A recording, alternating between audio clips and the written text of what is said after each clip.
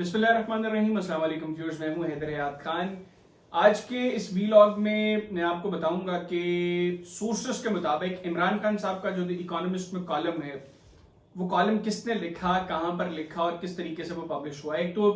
The economist में जो खान साहब का कॉलम है उसके हवाले से बड़े चर्चे हैं इस वक्त सोशल मीडिया पर भी। इवन द इकोनॉमिस्ट ने कहा जी कि इतना कोई भी आर्टिकल, कोई भी कॉलम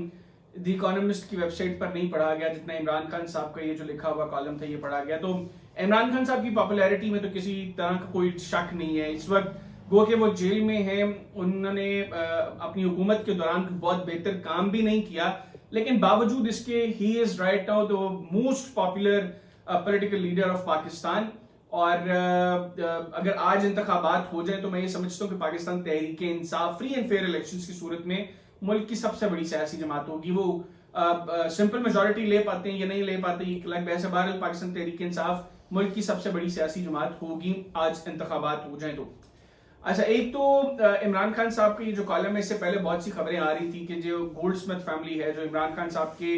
पुराने इन लॉज हैं, उनके बच्चों के जो नानके हैं, वो बड़ी कोशिश कर रहे हैं इमरान खान साहब को जेल से बाहर निकालने के लिए। डेफिनेटली बच्चे अपने ननियाल में पले बड़े हैं और ननियाल में बड़े लाडले भी हैं वो,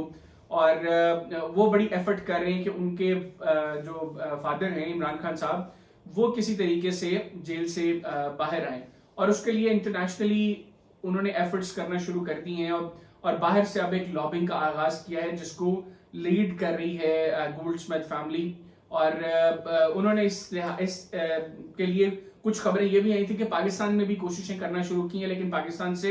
उनको इमरान खान साहब की जो मौजूदा बेगम है बुशरा बीबी, उनके साथ किसी तरह का कोई उनकी सेटलमेंट नहीं हो सकी और बुशरा बीबी ने उनके साथ किसी तरह का ताउन नहीं किया। अदरवाइज एज पर सम सोर्सेस प्लान ये था कि बाहर से कुछ वकला आएंगे, कुछ एनजीओज आएंगी जिनको स्पॉन्सर करेंगे, जिनके सारे अखराजात बेयर करेंगी गोल्डस्मिथ फैमिली, और वो यहाँ पर आके इमरान खान साहब के केसेस को भी प्लीड करेंगे और पाकिस्तान तहरीक इंसाफ और इमरान खान साहब के ऊपर जो होने वाले मजालिम है उनको इंटरनेशनली हाईलाइट किया जाएगा ताकि ग्लोबल प्रेशर पड़े और उस प्रेशर के नतीजे में इमरान खान साहब को किसी तरीके से कोई ना कोई रिलीफ मिल सके। ये तो है जी माजी की खबरें। अब आ जाते हैं जी कि द इकोनॉमिस्ट में जो खान साहब का कॉलम है, एक तो गवर्नमेंट बहुत इसके ऊपर कंफ्यूज है कि खान साहब का ये कॉलम किस तरीके से छप गया द इकोनॉमिस्ट के ऊपर में, और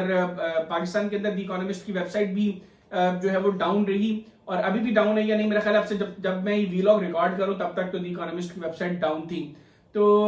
अब डाउन होने की रीजन भी डेफिनेटली यही है कि गवर्नमेंट चाहती है कि मिनिमम एक्सपोजर इमरान खान साहब और उनकी बातों को का जो है वो पब्लिक की तरफ जाए, ताकि पब्लिक इमरान खान साहब के उन बातों को जो इमरान खान साहब ने कॉलम में की या इमरान खान साहब से एसोसिएटेड जो लोग बातें कर रहे हैं वो उसको बाय ना करें, वो प्रोपेगेंडा है या व्हाट्सएवर आप जो भी उसको कहें। अब जो मेरे पास इत्तलात है उनके मुताबिक डेविड फेंटन है जी वो शख्स जिसने द इकोनॉमिस्ट में जो इमरान खान साहब के नाम से छपने वाला कॉलम है वो लिखा है। और डेविड फेंटन जो है इसकी इमरान खान साहब से कुछ पुरानी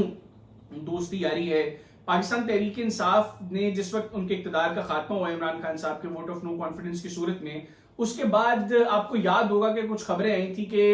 अमेरिका में किसी फर्म को एंगेज किया गया है जो लॉबी करेगी पाकिस्तान तहरीक इंसाफ के लिए, पॉजिटिवली लॉबिंग करेगी अमेरिका के अंदर, ताकि जो एक नेगेटिव इमेज इमरान खान साहब का और पाकिस्तान तहरीक इंसाफ का वो अमेरिका में और अमेरिकन एस्टैब्लिशमेंट के जेल में बैठा हुआ है, उस इमेज को थोड़ा सा बेहतर करने की कोशिश की जाए। अब इत्तलात हैं कि यही डेविड फेंटन जो उस लॉबिंग को भी देख रहा था, उस सारे मामले को भी देख रहा था, और एक और बड़ी इंपॉर्टेंट चीज, इमरान खान साहब के दौरे इक्तदार के अंदर एक बहुत बड़ा प्रोजेक्ट शुरू हुआ, बिलियन ट्री सुनामी प्रोजेक्ट जो था,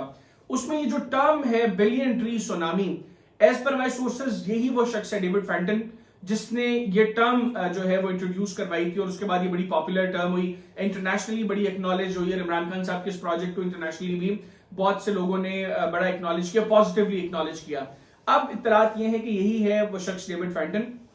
जिसने इमरान खान साहब के नाम से द इकोनॉमिस्ट में लिखने वाला कॉलम लिखा है, और इसको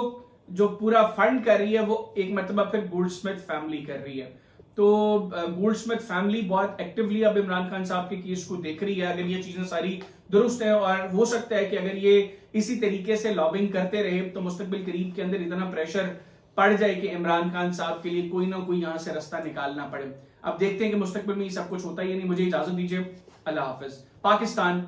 जिंदाबाद।